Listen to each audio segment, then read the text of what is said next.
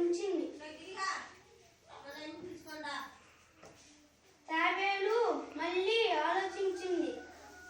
నక్క బావా, నేను అంత మెత్తబడ్డానే, నీ కాలి కింద మాత్రమే మెత్తబడాలి. కొంచెం కాలు ఎత్తు, అక్కడ కూడా మెత్తబడుతుంది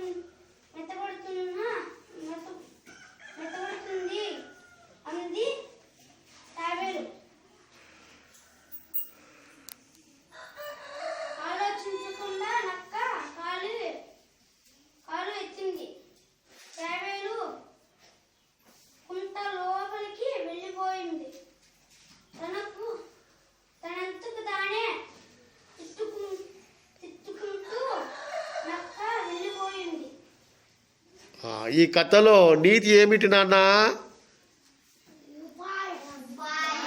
ఎప్పుడు రావాలి ఉపాయాలు?